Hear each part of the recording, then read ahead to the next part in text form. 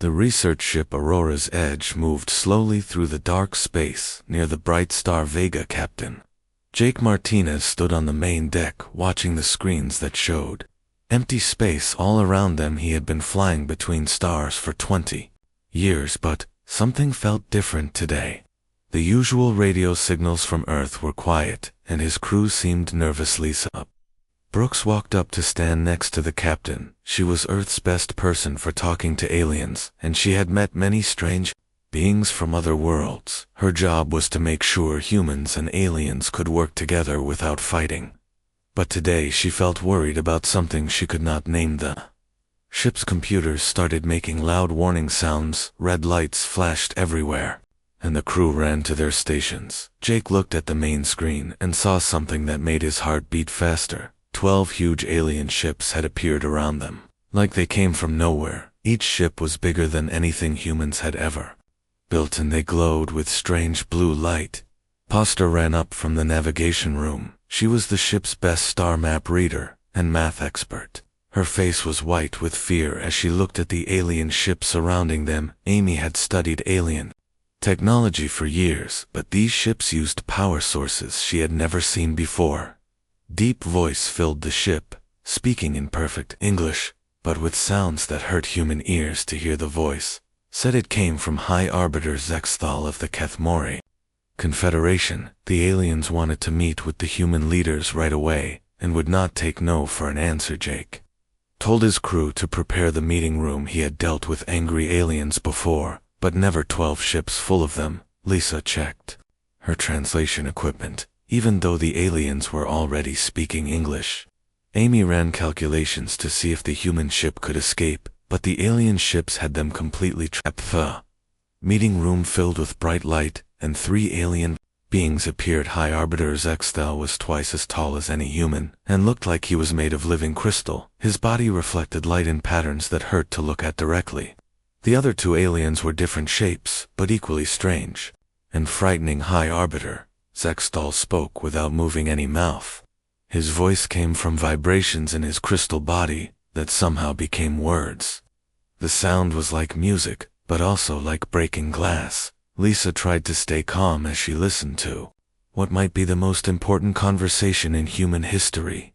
The alien leader explained that the Kethmori Confederation included 12 different species that had been traveling between stars for thousands of years. They had rules about which species could use the space lanes between stars, and which species were too dangerous to allow free travel. Humans had been causing problems. High Arbiter Zexthal said human ships kept getting lost in space and needed to be rescued by Confederation forces. 3 human ships had flown into dangerous areas near black holes. 2 more had tried to use hyperspace lanes that were marked as forbidden. 5 human crews had needed emergency help when they ran out of fuel in empty space. The alien continued speaking. His voice got harder and more angry as he listed human mistakes. Each rescue cost the Confederation time, money, and sometimes lives. The other species were getting tired of saving careless humans who did not know how to read star maps properly.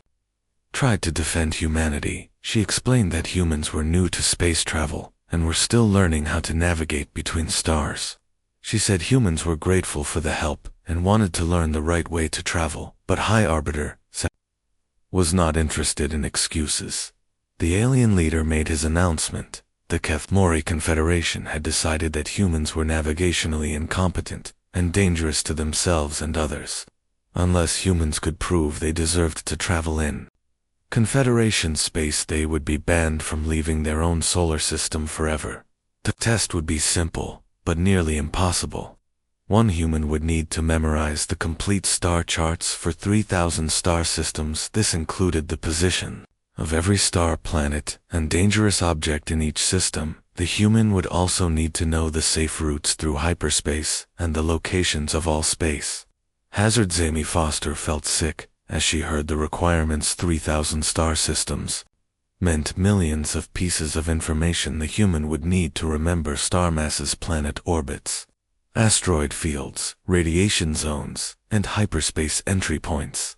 The amount of data was more than any human had ever tried to memorize. High Arbiter Zex continued The human would have exactly 6 months to learn everything, then they would take a test with 500 different navigation problems. If they got even one answer wrong, humanity would be locked in their solar system until the end of time. Alien beings began to fade away. As their meeting ended, High Arbiter Zexthal left the humans with a final warning. The Confederation had given this test to 47 other species in the past. Only 12 species had passed and earned the right to travel freely. Those that failed were still trapped in their home systems, waiting for a second chance that would never come after. The aliens disappeared. Jake, Lisa, and Amy sat in silence. The weight of what they had heard was almost too much to understand. The future of humanity's expansion into space depended on finding one person who could do something that seemed impossible. Lisa was the first to speak. She said they needed to contact Earth immediately and start looking for candidates. Amy was already working on her computer, trying to figure out how much information one human brain could possibly hold. Jake gave orders to set course for Earth at maximum speed. As the Aurora's edge turned toward home, all three humans understood that they had just 6 months to find a miracle. The stars that had once seemed full of endless possibilities now felt like a test that humanity was destined to fail. The Global Space Council building in Geneva had never seen so many people. Director Carl Johnson stood at the front of the main meeting room, looking at representatives from every nation on Earth. The emergency session had been called within hours of receiving the message from Captain Martinez, and the news was spreading around the world. Carl explained the situation in simple terms. Humanity had 6 months to find someone who could memorize star charts for 3,000 different star systems. If they failed, every human would be trapped in the solar system forever. The room fell silent as people understood what this meant for the future of their species. Dr. Rachel Green raised her hand. She was the world's leading expert on human memory and had worked with people who could remember amazing amounts of information. Rachel explained that the human brain could hold incredible amounts of data, but 3,000 star systems was beyond anything anyone had ever attempted. The council decided to start the biggest search in human history. They would test every person on Earth who thought they might have exceptional memory abilities. Training centers would be built on every continent, and the best memory experts would work together to prepare candidates. News reports went out on every television and internet channel across the world. The message was simple. Earth needed someone with an effect memory to save humanity from being trapped forever. Applications poured in from millions of people who thought they might be able to help. Danny Wright was teaching his last music class at Roosevelt Elementary School in Nashville when he heard the news on the radio. The school was closing the music program because they said computers could teach music better than humans. Danny had been looking for a new job for weeks without any luck. At 28 years old, Danny had always been different from other people. When he looked at numbers or maps, he saw colors and heard music in his head. Doctors called it synesthesia, but Danny just thought of it as the way his brain worked. Math problems looked like paintings to him, and star charts reminded him of sheet music. Donnie's friend Mike told him he should apply for the memory test. Mike said Danny had always been good at remembering things, especially when they involved patterns or music. Danny wasn't sure he was smart enough to save humanity, but he decided to try anyway. The testing center in Nashville was inside a huge warehouse that had been converted in just 2 weeks. Thousands of people stood in long lines waiting to take the first round of memory tests. Danny waited for 6 hours before his turn came. The first test was simple. Candidates had to memorize a list of 100 numbers and repeat them back in perfect order. Danny looked at the numbers and immediately saw them as a musical pattern. The numbers became notes in his head, and he could hear the melody they made. When the test administrator asked Danny to repeat the numbers, he hummed the tune quietly to himself and converted the music back into numbers. He got all 100 correct on his first try. Most other people failed after 20 or 30 numbers. The second test was harder. Candidates had to memorize the locations of 50 stars on a 3-dimensional map, and then draw the same pattern from memory. Danny looked at the star map and saw it as a complex musical composition. Each star was a note, and the distances between them created rhythm and harmony. Other candidates struggled to remember even 10-star positions. Danny drew all 50 stars in exactly the right places. The test administrator looked surprised and made Danny take the test again with a different star pattern. Danny passed the second test just as easily as the first DR. Rachel Green arrived at the Nashville Center to personally interview the most promising candidates she had heard about Danny's perfect scores and wanted to understand how his brain worked differently from other people. Rachel asked Danny to explain his method. Danny told her that numbers and spatial relationships appeared as music in his mind. He could remember complex information by turning it into songs that he could replay whenever he needed the data. Rachel had studied many people with exceptional memories, but she had never met anyone who could convert abstract information into music so naturally. She decided to send Danny to the Advanced Training Center in Colorado, along with only 50 other candidates from around the world. The Advanced Training Center was built inside a mountain and contained the most sophisticated memory training equipment ever created. The 50 candidates would spend 5 months learning to memorize star charts, while scientists monitored their brain activity and stress levels. Elena Torres was Danny's main competition. She had been a military pilot for 10 years and had already memorized the locations of thousands of navigation points on Earth. Alina was confident, disciplined, and had scored higher than Danny on several of the logic tests. Alina thought Danny's musical method was silly and impractical. She believed that serious navigation required serious study, not humming and singing. Alina spent 12 hours every day memorizing star positions, using traditional methods, while Danny seemed to spend half his time composing melodies. The training was brutal. Candidates had to memorize not just star positions, but gravitational effects, hyperspace corridors, radiation levels, and the complex mathematics that govern space travel. Most people could handle a few hundred data points, but the test would require millions. After 2 months, only 20 candidates remained. The others had dropped out when their minds could no longer handle the massive amounts of information. Danny and Alina were still among the top performers, but they used completely different approaches. Alina treated the star charts like military intelligence that had to be memorized exactly. She created detailed mental maps and used repetition drills to burn the information into her memory. Alina could recall specific data points with computer-like accuracy. Danny continued to convert everything into music. He had composed over 200 songs that contained star chart information. Each melody represented a different star system, and the harmony showed how the systems related to each other. Dr. Rachel Green watched both candidates with fascination. Elena's method was more traditional and seemed more reliable, but Danny's musical approach allowed him to remember connections and patterns that Elena missed.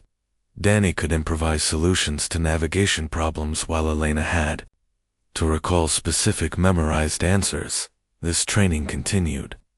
Danny's songs became more complex and beautiful. He was not just memorizing data anymore. He was finding the hidden musical patterns that connected different star systems together. His compositions revealed mathematical relationships that even the scientists had not noticed. With 1 month left before the test, only 12 candidates remained. Alina and Danny were still the top performers, but the stress was beginning to affect everyone. The amount of information they needed to remember was at the absolute limit of human capability. Began having dreams filled with star music.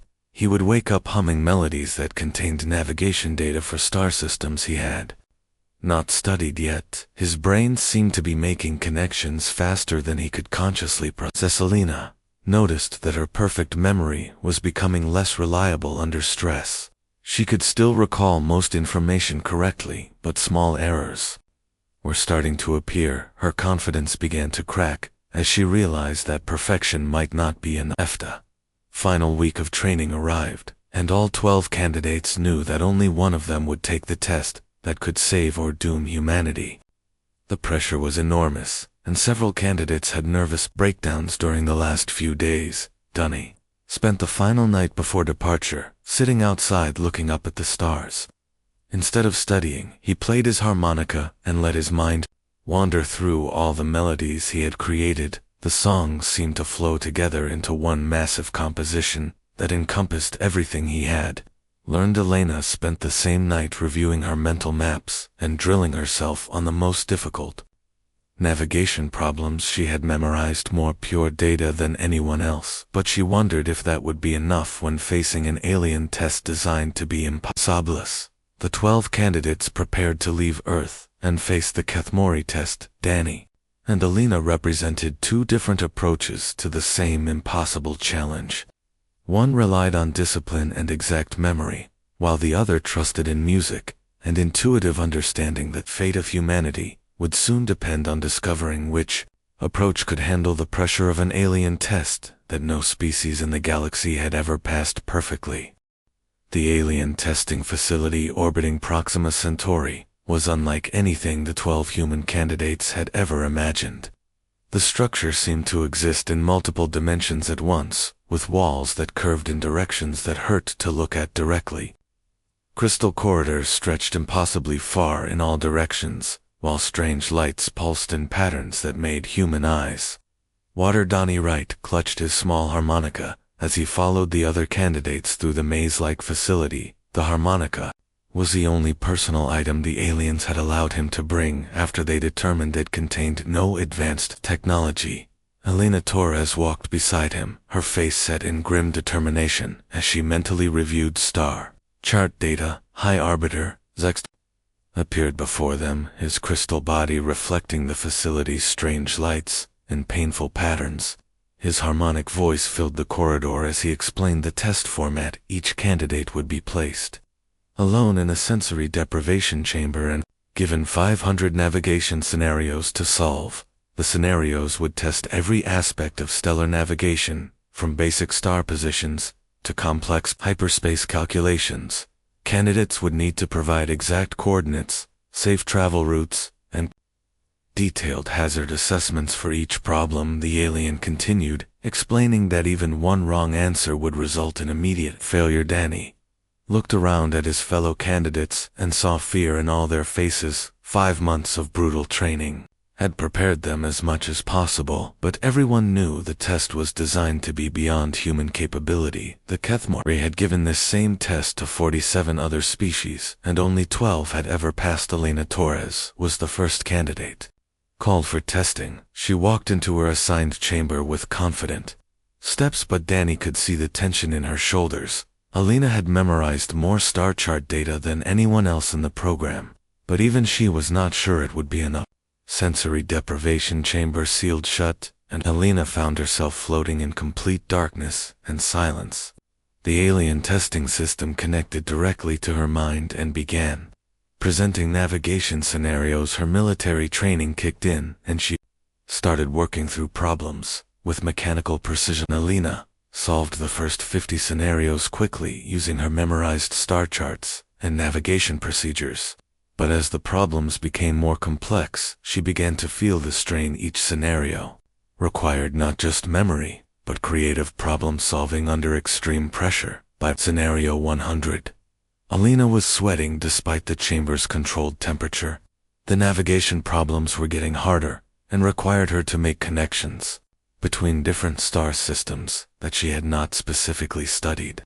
Her perfect memory was no longer enough. Elena pushed through 27 more scenarios before encountering a problem that broke her concentration. The scenario involved navigating through a complex pulsar field while avoiding gravitational anomalies and calculating hyperspace entry points under time pressure. Her memorized data told her the basic facts about pulsars and gravitational fields, but the specific combination in the test scenario was something she had never studied.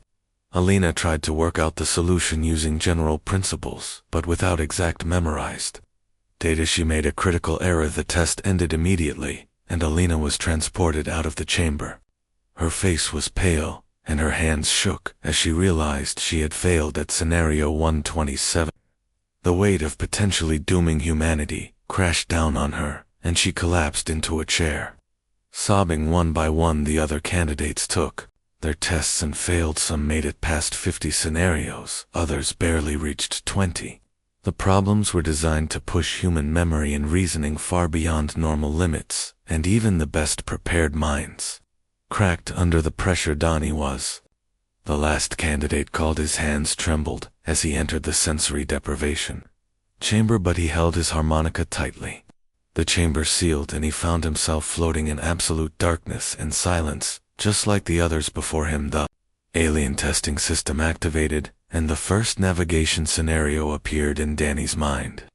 Instead of trying to recall memorized data like the other candidates, Danny did something completely different. He began to hum softly and let the scenario transform into music. In his synesthetic brain, the star positions became notes, the gravitational fields turned into rhythm, and the hyperspace corridors manifested as flowing melodies. Danny was not just solving navigation problems, he was composing music that contained all the answers he needed. Scenario after scenario flowed through Danny's mind, and each one became part of a growing musical composition. His harmonica provided a physical anchor that helped him maintain focus as his mental symphony became more complex and beautiful. The alien observers monitoring the test had never seen anything like Danny's approach. Other species had used advanced mathematics, computer assistance, or group mind techniques, but no one had ever solved navigation problems by composing music in real time. As Danny passed scenario 100, then 200, then 300, his confidence grew. The music was flowing naturally, and each new problem seemed to fit perfectly into the overall composition. He was creating. The star charts were not just data anymore, they were part of a vast cosmic song. High Arbiter Zextel himself came to observe as Danny approached scenario 400. Word had spread throughout the testing facility that something unprecedented was happening. The human was not just passing the test, he was making it look effortless while creating something beautiful. Danny's music began to reveal patterns that even the Kethmori had not fully understood. His compositions showed connections between star systems that could lead to faster travel routes, and his melodies highlighted gravitational harmonics that could revolutionize space navigation. By scenario 450, Danny was no longer just recalling memorized information, he was improvising solutions based on the deep musical patterns he had internalized.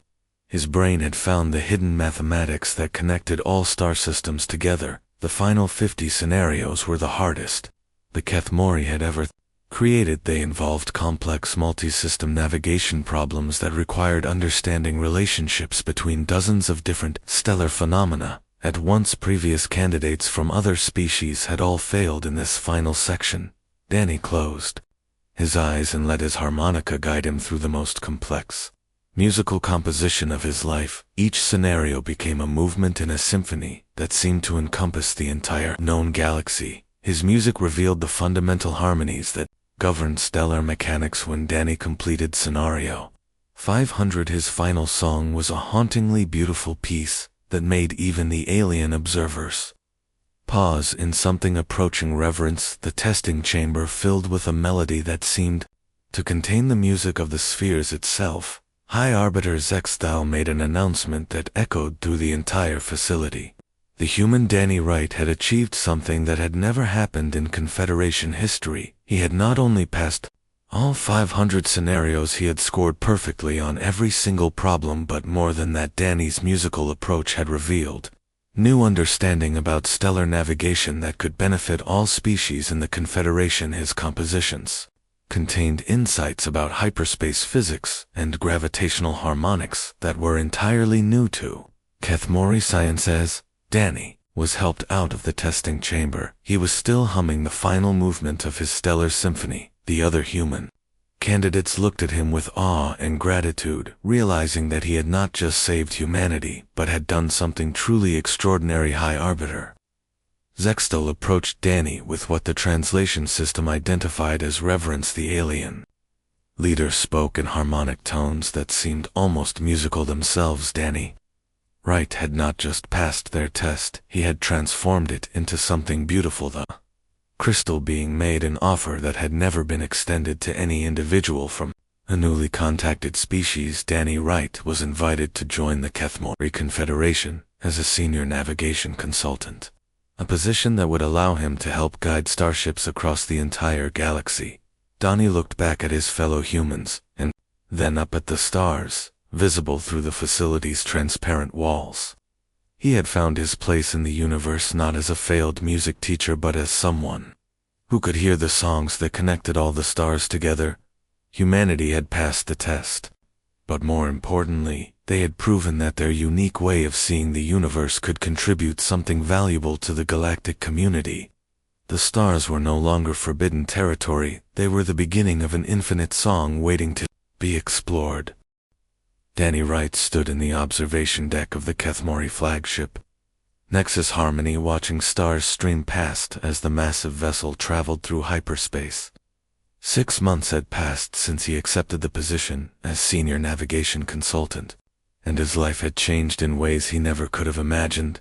The ship's navigation center was a marvel of alien technology with holographic displays, showing star charts that stretched across entire sectors of the galaxy. But what made Danny special was not his ability to read these displays, it was his gift for hearing the music hidden within the mathematical relationships that governed stellar mechanics. Captain Lisa Brooks had visited Danny several times during his early months with the Confederation. She was amazed by how quickly he had adapted to working with 12 different alien species, each with their own approach to space travel.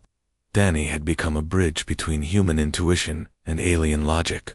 High Arbiter Zexthal appeared beside Danny, his crystal body reflecting the streaming starlight. The alien leader had become something like a mentor to Danny, teaching him about the deeper mysteries of hyperspace navigation, while learning from Danny's unique musical perspective on stellar relationships. The Arbiter explained that Danny's arrival had already begun to change how the Confederation approached navigation.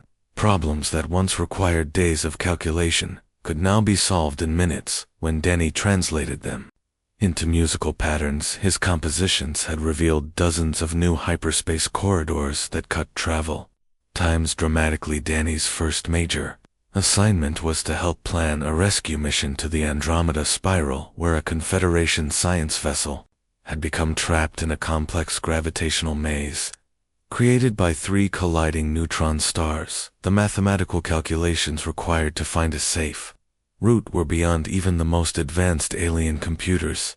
Donnie studied the sensor data showing the chaotic gravitational fields around the trapped ship. To most beings, the readings looked like random noise, but to Danny's synesthetic brain, the gravitational waves created a complex musical pattern.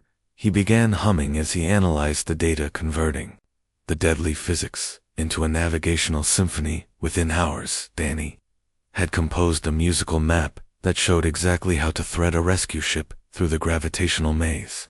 His song revealed windows of opportunity when the neutron star's rotation would create temporary safe passages. The rescue mission succeeded, and 37 alien crew members were saved. News of Danny's success spread throughout the Confederation, and requests for his assistance began pouring in from across the galaxy. Species that had been enemies for centuries started working together when they realized that Danny's musical navigation could benefit everyone. Elena Torres visited Danny aboard the Nexus Harmony and was amazed by the changes in her former rival. Danny had gained confidence and seemed to glow with inner satisfaction as he worked with beings from across the galaxy. Elena admitted that she was glad Danny had been chosen. Instead of her, Elena had become the deputy director of the new human navigation academy that Danny had established on Earth. The academy trained humans to find their own unique ways of processing stellar data. Not everyone could hear star music like Danny, but humans were proving to have remarkable intuitive abilities.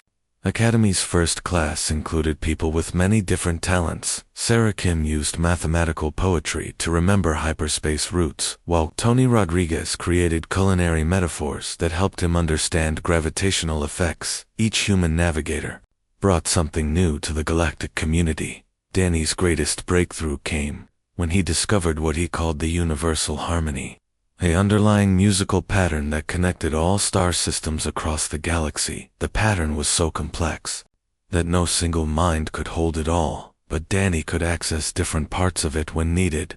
The universal harmony allowed Danny to predict stellar weather patterns months in advance, and to find hyperspace shortcuts that connected distant parts of the galaxy. His musical maps began to reshape trade routes and diplomatic relationships as species found new ways to interact with each other. Arbiter Zexthal announced that the Confederation wanted to share Danny's discoveries with the entire galaxy. They would broadcast a special performance where Danny would demonstrate how human musical navigation worked. The broadcast would reach millions of beings across hundreds of different worlds. Danny felt nervous about performing for such a vast audience, but he understood the importance of showing other species how humans saw the universe. The performance was scheduled to take place at the Galactic Navigation Center, a massive space station that served as the hub for interstellar travel. Captain Jake Martinez arrived with a delegation from Earth to witness Danny's performance. Jake had watched Danny transform from a nervous music teacher into someone who could guide starships across the galaxy. The captain was proud of how one human had changed the relationship between Earth and the stars. The performance venue was an enormous spherical chamber that could hold representatives from dozens of different species. Danny stood at the center with only his harmonica and a simple holographic display that would show his musical star charts to the audience. As Danny began to play his harmonica, the chamber filled with the opening notes of his galactic symphony. The holographic display showed how his music translated into navigation data, with each note representing stellar coordinates, and each melody showing safe travel routes. The audience watched in amazement as Danny's performance revealed the hidden connections between star systems that were separated by thousands of light years. His music showed how gravitational fields created rhythm, how stellar radiation formed harmony, and how hyperspace corridors flowed like musical phrases. Species that had never understood each other's navigation methods suddenly saw how different approaches could work together. Danny's music became a universal language that transcended the differences between alien technologies and thought patterns. The performance reached its climax when Danny played the universal harmony theme, a melody that seemed to encompass the entire galaxy. The audience fell silent as they experienced the universe through human perception, seeing stars not as cold, distant objects, but as part of an infinite living symphony. When the performance ended, the chamber erupted in sounds of appreciation that ranged from harmonic, crystalline chimes to deep growling roars. Each species expressed wonder in their own way, but the message was clear. Danny had shown them something beautiful and profound. Arbiter Zexthal approached Danny after the performance. The alien leader's harmonic speech carried emotions that the translation system struggled to convey. The Arbiter said that Danny had not just solved navigation problems, he had revealed the artistic soul of the universe itself. Danny realized that his journey from unemployed music teacher to galactic navigator was really about finding his true purpose.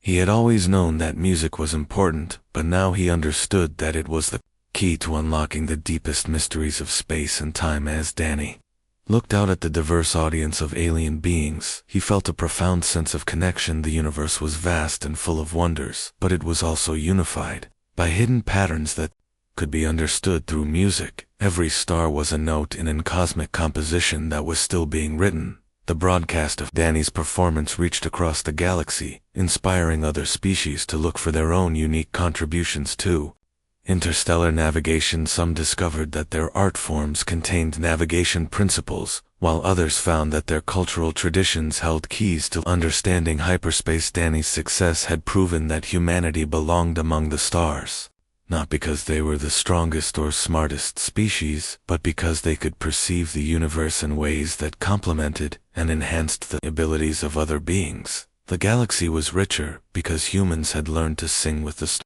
The months that followed, Danny continued to compose new stellar symphonies, each one revealing more about the musical nature of cosmic physics. His work was leading toward discoveries that could revolutionize not just navigation, but the fundamental understanding of how the universe operated. Former music teacher had become the voice of the stars.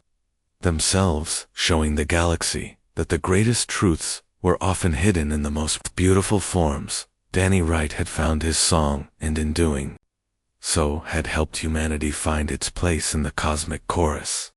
2 years had passed since Danny Wright's legendary performance at the Galactic Navigation Center, and the universe had changed in ways that no one could have predicted. The Human Navigation Academy on Earth had grown from a small program into the most sought-after training facility in the galaxy. Donnie stood in the Academy's main concert hall, watching the first graduation ceremony for the Advanced Stellar Navigation Program. 300 students from 40 different species had come to Earth to learn human intuitive navigation methods. The diversity of the graduating class would have been unimaginable. Just a few years earlier, Lena Torres walked onto the stage wearing the formal uniform of the Academy's deputy director. She had found her own calling in teaching others to find their unique approaches to stellar navigation.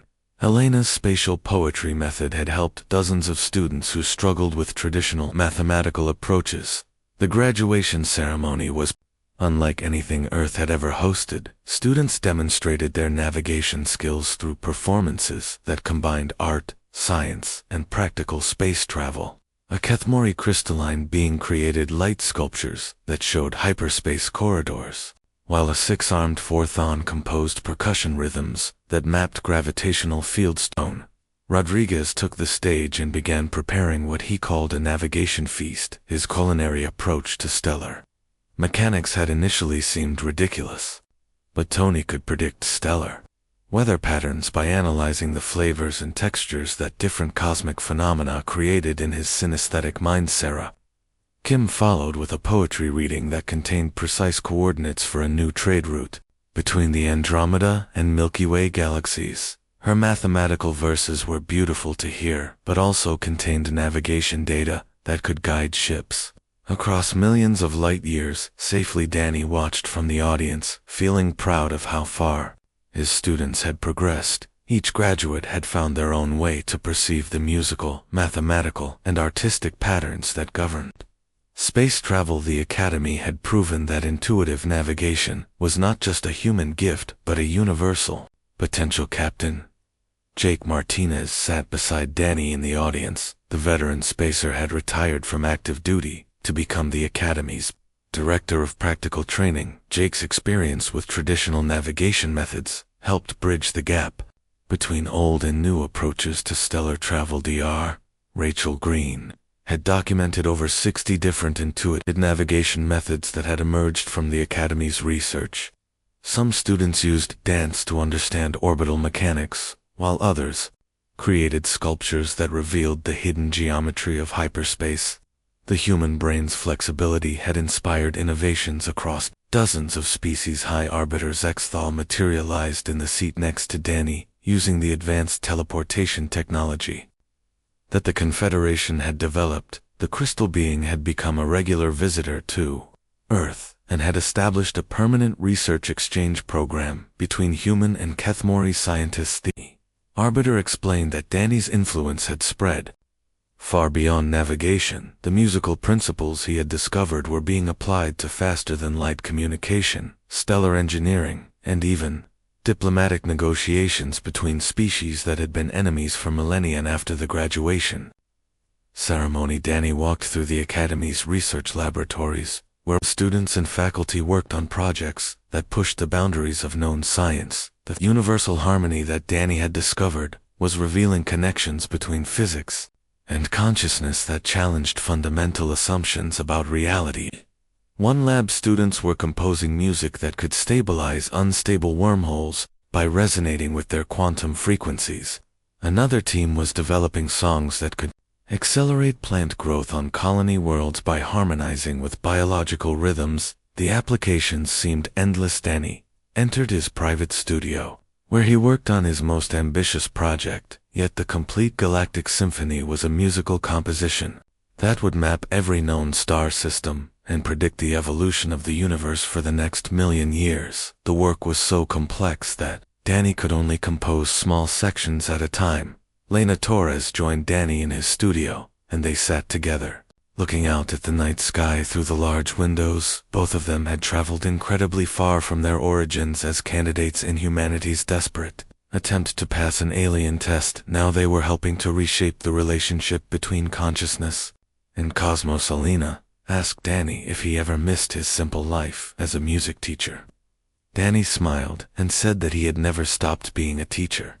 He had just found a much larger classroom. The entire galaxy had become his students, and the universe itself was the subject he taught. The Academy's communication system activated, and Danny received a priority message from the Confederation Council. The message contained an invitation that made Danny's heart race with excitement. The Council wanted Danny to lead the first expedition beyond the galaxy to make contact with beings in the Magellanic Clouds.